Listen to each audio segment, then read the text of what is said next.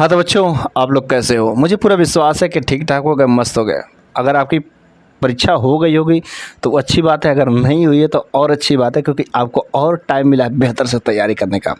तो चलिए, आज की इस क्लास में मैं कुछ और बेहतरीन, कुछ ऐसे चैलेंजिंग क्वेश्चन, कुछ ऐसे टाइम टेकिंग जो क्वेश्चन मैं लेकर के आया हूँ जो आपके लिए बहुत बेस्ट साबित होंगे। देखिए, आपके सामने जो पहला क्वेश्चन है, चतुर्भुज पी क्यू आर एस में एंगल आर और यस के समद्विभाजक बिंदु टी पर मिलते हैं और angle S T R equal to 13.5 degree.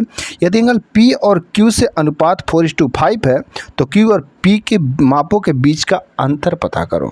ठीक है, अब देखो क्या कर रहा है कि अंतर पूछ रहा है।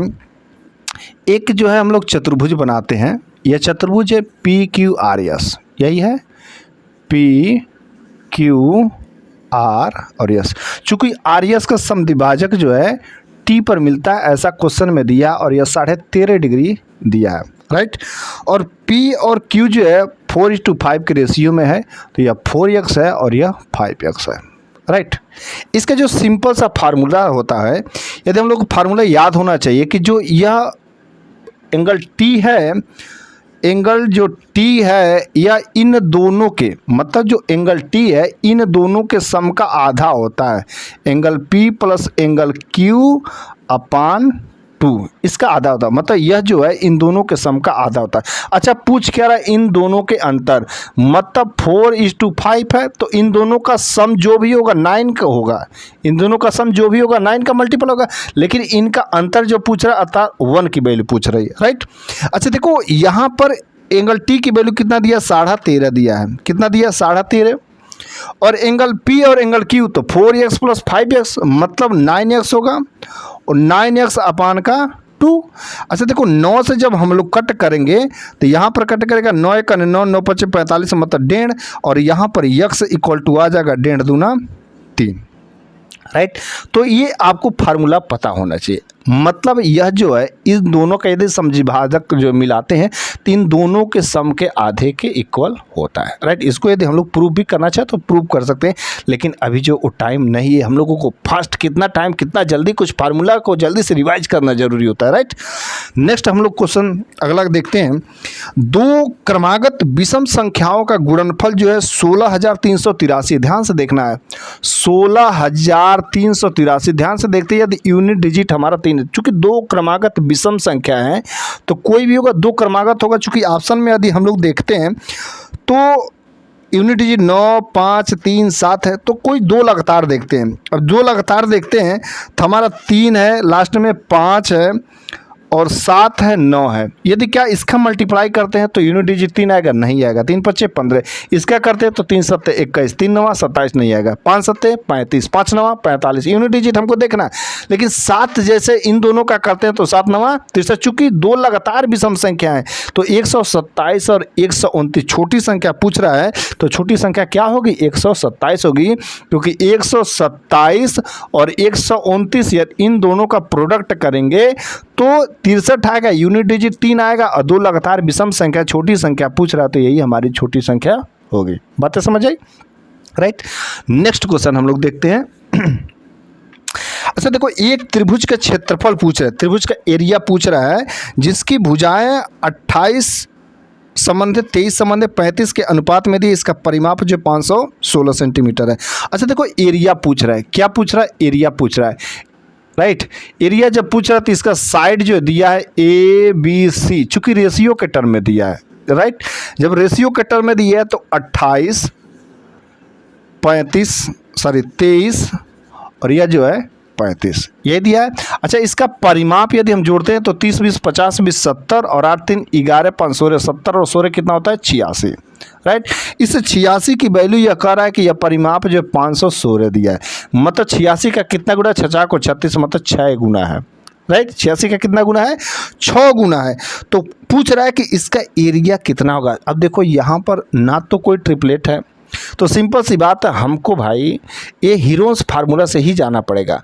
अब एरिया जो भी होता है तो 2 बार मल्टीप्लाई होता है, तो जब यह 6 गुना है तो इसका जब 2 बार मल्टीप्लाई करेंगे तो जो भी आंसर आएगा 36 का मल्टीपल होगा, अर्थात 36 से कटेगा, और जब 36 से कटेगा और जब ब्रैकेट में यस से यस माइनस से यस माइनस टू ये से करते कि नहीं करते, तो जो भी हमारा यस की वैल्यू आएगी तो इसी 86 का आधा कितना होता है, इसी 86 का आधा जो यहाँ से देखेंगे तो यस की वैल्यू 43 आएगी। चूंकि यह एक अभाज्य संख्या है, मतलब चूंकि जब ये अभाज्य संख्या है तो रूट से बाहर तो आ ही नहीं सकता, नहीं आएगा।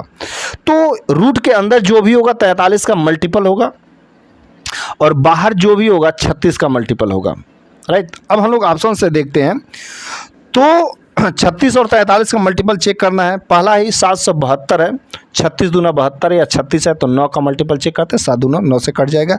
और अंदर जो रूट में 258 है, तो क्या 258 इससे कटेगा कि नहीं कटेगा, तो 6 3 18 6 चौक 24 6 बार में कटेगा। 650 ये 9 का मल्टीपल है ही नहीं।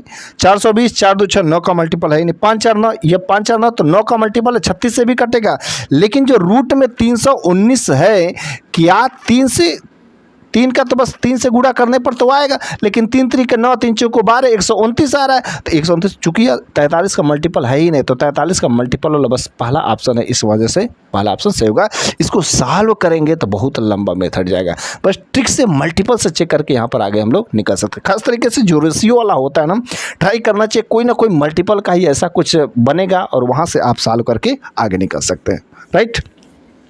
नेक्स्ट क्वेश्चन आपके सामने है, एक समकोण त्रिभुज का परिमाप पूछ रहा है। ध्यान से देखिए, समकोण त्रिभुज का परिमाप पूछ रहा है और समकोण बनाने वाली भुजाएं जो दिया है। जब समकोण बनाने वाली भुजाएं दिया है तो 18 है, 24 है और जो भी होगा, हाँ। अच्छा, इसको देखते हैं तो जो भी होगा पक्का ट्रिपलेट ही किसी का होगा। इसको कटते हैं तो किसका का, 6 के 18 और 6 चौको 24, चूँकि 3 4 के साथ हम लोगों का ट्रिपलेट पता होना चाहिए, 3 4 5 होगा। और जब 3 4 5 होगा तो हमारा इसको कितना होगा, 6 5 30 हो जाएगा। ये सब जो 6 गुना है कि नहीं है, जब सब 6 गुना है तो यह भी हमारा 6 गुना होगा, और जब ये भी 6 गुना तो 30। अब इसका परिमाप पूछ रहा तो जोड़ लेंगे, 30 20 50, 50 10 60 या 60 10 70 2 72, राइट। बातें समझ आई।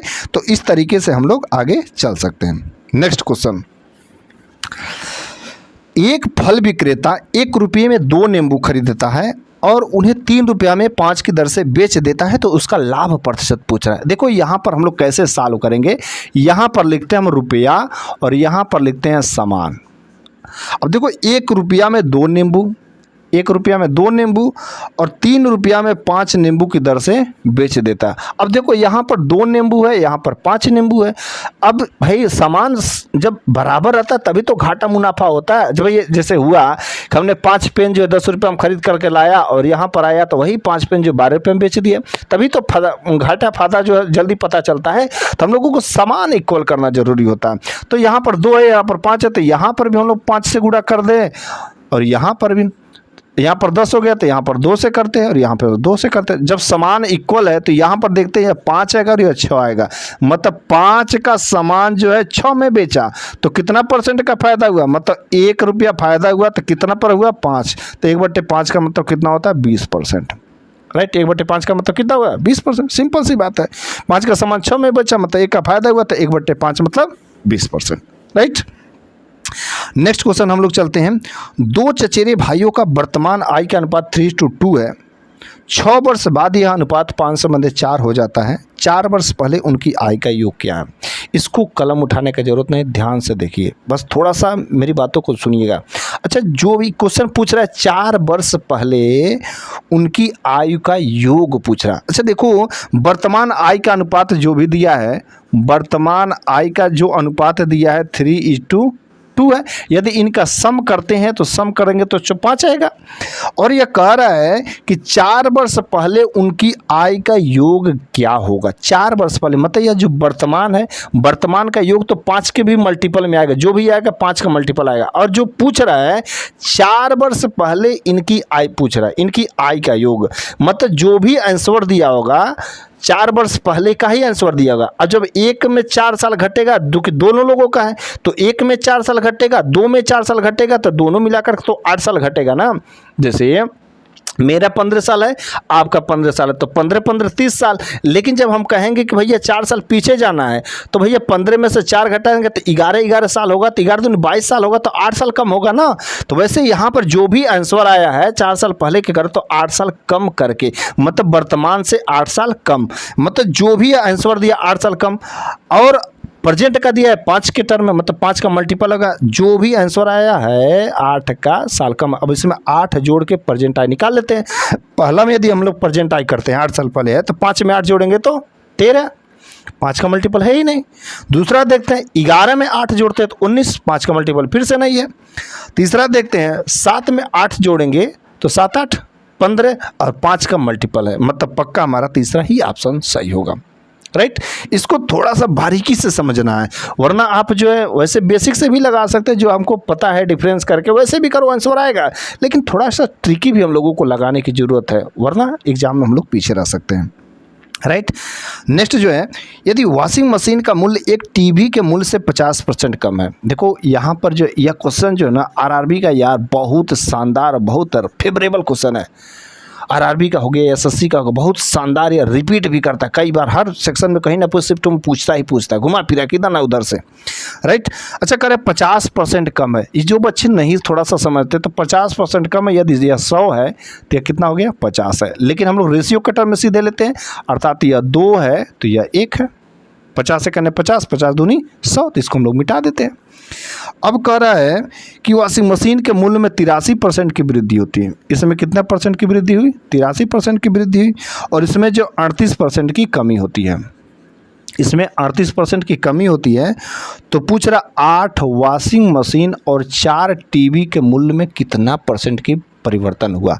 अब ये देखिए 8 और 4 दूनी 8, मतलब इसकी कहानी खत्म हो गई। टोटल रेशियो आ गया 1:1 में, 1:1 में। अब देखो 1:1 में तो इसका मल्टीप्लाई करते हैं तो यह प्लस के साथ है तो 83 आएगा, और यह माइनस के साथ में है 37% की, 38% की कमी होती है, तो 38 घटा देंगे, अपान में इन दोनों का जो भी बचे रहते तो यहाँ पर भी एक बचा, यहाँ पर भी एक बचा, तो 1 1 2। अच्छा 83 में से 38 2 40, और 40 43, 43 2 45, 45/2 और 45/2 हमको पता होना चाहिए कि यह 22.5% की वृद्धि होगी। राइट, चूँकि प्लस में आंसर आया तो 22.5% की वृद्धि हुई। राइट, नेक्स्ट क्वेश्चन आपके सामने है। एक कुर्सी का अंकित मूल्य 7600 रुपया है, जो क्रय मूल्य से 25% अधिक है।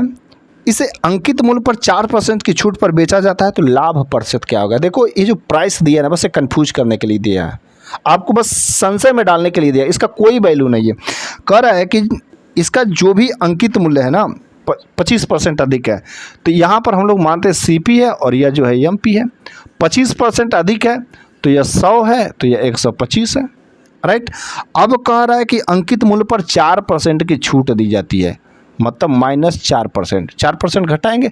अच्छा 125 का 4% कितना होता है? 125 का जब 4% करेंगे तो 4% की वैल्यू कितनी होती है? 1/25 होती है, तो 1/25 जब निकालेंगे तो 25 × 125 मतलब 5 निकलेगा। कितना माइनस करेंगे? 5, तो 125 में से 5 माइनस करेंगे तो 120। अच्छा देखो 100 से 120 कितना अधिक है? मतलब 20 रुपया। कितना फ़ायदा हो गया? 20%। 100 पर ही तो देखा जाता परसेंट है, तो 100 पर 20 से तो 20% का फायदा हुआ। राइट, ऑप्शन नंबर पहला ही सही होगा। अगला क्वेश्चन आपके सामने है कि यदि किसी संख्या का 20% 78 में जोड़ा जाता है तो परिणाम वही संख्या हो जाता है। देखो 78 में किसी संख्या का 20%, अब हमको पता होना चाहिए भैया 20% की फ्रैक्शन वैल्यू कितना होता है? 1/5 होता है। तो किसी संख्या का 20% मतलब यक्स का 1/5 में 78 जोड़ा जाता है तो वही संख्या हो जाता है। राइट, वही संख्या हो जाता है। तो पूछ रहा उस संख्या का 80%, मतलब जो भी यक्स की वैल्यू आएगी उस यक्स का 80% कितना होगा। अच्छा देखो यहाँ पर यक्स 1/5 है, तो इसको सीधा हम लोग x/5 ना लिख सकते हैं। और जब x/5 है तो उधर जाएगा तो x - x/5 होगा। इसको जब सॉल्व करते हैं तो 5x - x, तो यहाँ पर कितना आ जाएगा? 4x/5, ऐसे आएगा 4x/5। यहाँ से जब x की वैल्यू करते हैं तो 78 × 5/4, यही हमारा x की वैल्यू आ गया। किसका वैल्यू आ गया? x का। अब इसका 80% है, तो 80% के हम लोगों को फ्रैक्शन वैल्यू कितना होता है? पता होना चाहिए यार, 4/5 5, तो इसका हम लोग 4/5 करते हैं, 80% निकालते हैं। 4 से 4 हो गया, 5 से 5 हो गया, मतलब वो वैल्यू ही है 78। राइट, ऑप्शन नंबर चौथा। नेक्स्ट हम लोग आगे चलते हैं। ऐसे फटाफट दिमाग लगा करके हम लोग आगे बढ़ सकते हैं। देखो जो नेक्स्ट क्वेश्चन है ना, बहुत शानदार है। इसको आप चाहे तो 10 सेकंड में कर सकते हैं और चाहे तो आप 5 मिनट में कर सकते हैं। आपको झेलाने लगेगा। देखते हैं ये क्या कर रहा है। देखो है, देखते हैं। अच्छा देखो, यह 125 पर पावर x + 1 है। इसको हम लोग कैसे तोड़ सकते हैं? मतलब यह है 5 पर पावर q लिखेंगे, तो जब 5 पर पावर q लिखेंगे तो यह 3x + 3 होगा कि नहीं होगा। मतलब यह टर्म है 5 पर पावर 3x और 5 पर पावर q, मतलब जो प्लस के टर्म में ऐसे मल्टीपल के टर्म में आ जाता है। तो यह देखते हैं 5 पर पावर 3x हर जगह है, पहले टर्म में भी न्यूमरेटर में और नीचे वाले में भी, पहले दूसरे दोनों टर्म में। तो हर जगह 5 पर पावर q, क्योंकि 125 है तो उसको 5 पर पावर q करेंगे तो 5 पर पावर 3x के टर्म में है ही, तो ऊपर से भी क्लीन कर देते हैं और नीचे से भी 5 पर पावर 3x खत्म कर देते। बचेगा क्या? पहले में बचेगा 5 पर पावर 4। पहले में क्या बचेगा? 5 पर पावर 4 प्लस और 5 पर पावर 3। नीचे बचेगा 5 पर पावर 3 माइनस 5 पर पावर 2। अब देखो इसको सॉल्व कैसे करेंगे। 5 पर पावर 3 कॉमन ले लेंगे तो बचेगा यहाँ पर 1, मतलब 5 1 6, और यहाँ पर क्या होगा? 5 पर पावर 2 कॉमन लेंगे तो 5 माइनस 1 बचेगा 4। राइट, अब इसको लीला ख़त्म कर देते इसको, और 2 दूना 4, 2 तिहाई 6, 5 तिहाई 15/2, मतलब 7.5। कुछ लोग क्या करेंगे, इसको पूरा ओपन करके मल्टीप्लाई करेंगे। 5 × 25, 25 25 हम 625, 5 × 25 25 125, फिर से जोड़ेंगे 6 1 750, फिर से इसको घटाएंगे, फिर से कटम पिटक करेंगे, घुमा फिरा का आंसर भैया वही आएगा। लेकिन हम लोग ट्रिकी से चल सकते हैं। बस 2 लाइन में कितना टाइम लगेगा इसको करने में, लेकिन हाँ दिमाग उस टाइम में काम करेगा तभी तो खटाक से काम करना चाहिए। ये कैसे होगा? बार बार प्रैक्टिस से। राइट, नेक्स्ट क्वेश्चन आपके सामने। एक व्यक्ति के वेतन में 30% की कमी की गई और बाद में 2 वर्षों के लिए 30% की वृद्धि की गई, वेतन में प्रतिशत परिवर्तन क्या होगा? अच्छा देखो क्या होगा, 30% की कमी की गई, मतलब यह 100 था तो 100 से कितना हो गया? 70, 30% की कमी हुई। अब यह कह रहा है 70 में 30% जो 2 साल के लिए बढ़ाया गया, तो 30 मतलब बढ़ाया जाएगा तो कितना होगा? 30% की जब वृद्धि होती है तो क्या होता है? 30% मतलब 3/10, और जब वृद्धि होती है तो 10 3 13/10 होता है, यही होता है। अब इसका हम लोग निकाल देंगे 13/10, 0 से 0 खत्म।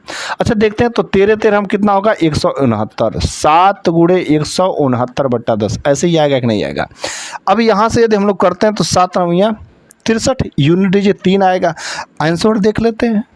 यूनिट डिजिट जिसका 3 होगा बस मार के आगे चलो, वरना आप मल्टीप्लाई करो, 100 से जितना होगा ज़्यादा वही तो हमारा आंसर होगा।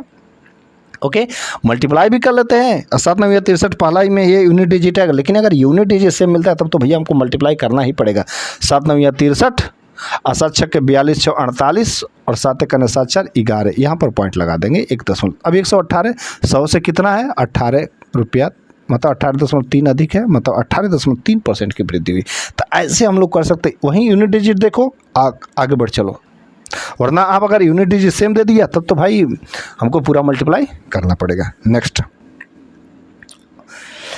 नेक्स्ट आपके सामने एक बहुत शानदार जो ज़बरदस्त क्वेश्चन है। देखिए आपके सामने जो दिया गया माध्य और बहुलक बराबर है। क्वेश्चन में कह रहा है कि माध्य और बहुलक दोनों बराबर है। यह जो बहुत टाइम टेकिंग क्वेश्चन है और बहुत ही चैलेंजिंग क्वेश्चन है, इतना समझ लो। माध्य और बहुलक जो है बराबर है, क्वेश्चन में कह रहा है। अच्छा हमारा जो गैप दिया है 15 से 25 है, 15 से 25, और फिर से दिया है 25 से 35 और 35 से 40, ये दिया है।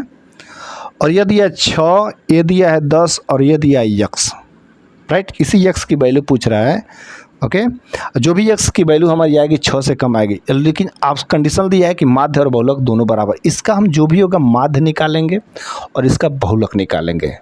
माध्य और बहुलक निकालेंगे और बस इक्वल करेंगे तो हमारे x की वैल्यू आएगी। या ऑप्शन के अकॉर्डिंग हम लोग रख के चेक कर सकते हैं, लेकिन एक बार माध्य निकाल के चेक करेंगे, फिर से बहुलक निकाल के चेक करेंगे, यार माथा पच्ची हो जाएगा। इसका गैप यदि हम देखते हैं तो 15, यहाँ पर 20 हो गए, यहाँ पर जो है 25 5 30 है, या यहाँ पर जो है 35 से 45 है, तो यहाँ पर 40 है। माध्य पहले हम लोग निकालते हैं। तो माध्य निकालने के लिए क्या करते हैं, यहाँ पर 20 छक्के 120 आएगा, यहाँ पर आएगा 30 दाम में 300 और यहाँ पर आएगा 40x। टोटल इसका सम करते हैं तो टोटल इसका माध्य निकालने के लिए क्या करते हैं, माध्य निकालने के लिए करते हैं टोटल सम।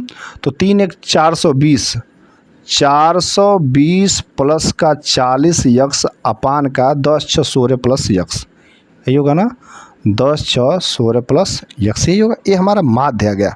अब हम लोग इसका बहुलक जब निकालेंगे तो बहुलक का फार्मूला हम लोगों को बिल्कुल एकदम पता होना चाहिए।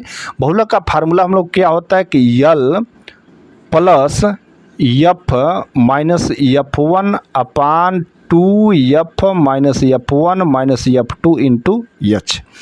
अब इसमें हम लोग देखते हैं कि कौन F है, राइट। अब इसमें हम लोग क्या दें, ये तो हमारा माध्य वाला हो गया, तो इसको हम लोग थोड़ा सा हटा देते हैं समझाने के लिए, इसको भी ऊपर से हटा देते हैं। हम लोग क्या करना है कि बहुलक पता करना है। तो बहुलक क्या है, जिसकी बारंबारता f की वैल्यू जो सबसे ज़्यादा रहती है वही होती है। तो यह हमारा हो गया f और यह हमारा हो गया f1, यह हमारा हो गया f2, यह हो गया लोअर लिमिट और यह हो गया हाइट, मतलब 10। अब इसमें हम लोग वैल्यू रख देते हैं, चूँकि दोनों की वैल्यू इक्वल है, सेम है। अब हम लोग क्या करते हैं कि यल की वैल्यू रखेंगे तो यल हमारा कितना है, 25 है। यल हमारा यहीं पर थोड़ा सा सॉल्व करते हैं, 25 प्लस f कितना है 10 माइनस 6 अपान 2f, 10 दूना 20 minus 6 minus x into height, तो 25 10 35 10 है। अब इसको हम लोग साल यदि करते हैं तो डायरेक्ट यहाँ पर लिखते हैं 25 प्लस 10 में 6 गया 4 और 4 दहा में 40 और 20 में 6 गया 14 माइनस का x, राइट। अब देखो ये हमारा पास ए वैल्यू आ गई। अब हम लोग क्या करते हैं, फिर से इसको सॉल्व करेंगे तो लंबा सा इक्वेशन बना। अब यहाँ पर हम लोग वैल्यू रख करके मतलब एक एक करके देख लेते हैं किस में इक्वल, चूँकि कह रहा है कि माध्य और बहुलक, यह माध्य और यह बहुलक है, जो भी वैल्यू सेटिस्फाई कर जाएगा वही हमारा आंसर होगा। पहला यदि हम लोग ऑप्शन चेक करते हैं, 2 रखते हैं तो 420 और यहाँ पर जब 2 रखेंगे तो 40 दूनी 80, 420 और 80 जोड़ेंगे तो कितना हो जाएगा 500 और यहाँ पर 16 और 2 18 हो गया। यहाँ पर यदि रखते हैं तो 25 और 40 और 14 में से 2 रख करेंगे तो 12, मतलब 40/12 आएगा। तो 4 दहा में 40 और 4 3 12, मतलब किसी भी हालत में 25 और 10/3 इसका इक्वल नहीं हो सकता। इसको भी कट करते हैं तो क्या होता है कि 9 से तो कटेगा नहीं, तो मतलब नीचे 9 आएगा, यहाँ पर आ रहा 3, तो कोई भी हालत में इक्वल नहीं हो सकता है, मतलब यह हमारा 2 सेटिस्फाई नहीं किया। नेक्स्ट हम लोग 1 देखते हैं, तो 1 रखेंगे तो 420 और 40 कितना हो जाएगा 460 हो जाएगा और यह 16 1 17 हो जाएगा।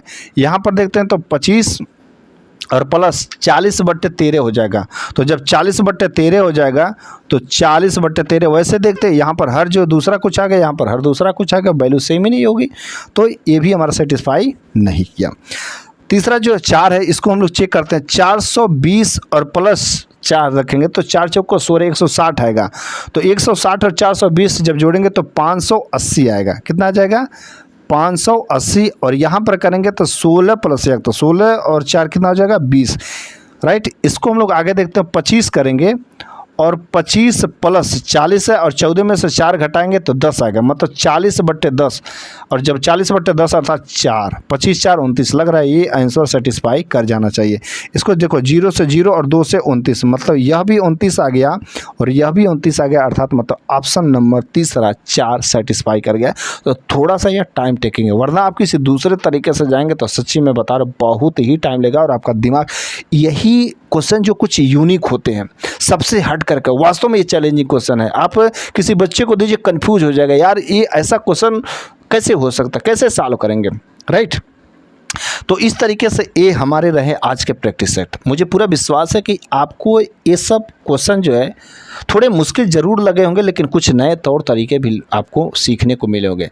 अगर आपको कुछ नया सीखने को मिला होगा तो यार कम से कम सब्सक्राइब तो बनता है, राइट। तो अब हम लोग चलते हैं और अगले वीडियो में मैं फिर से कुछ आप लोगों के हित के कार्य, कुछ ऐसे ही ज़बरदस्त टिप्स और ट्रिक के साथ में कुछ बेहतरीन प्रैक्टिस सेट लेकर के आऊँगा।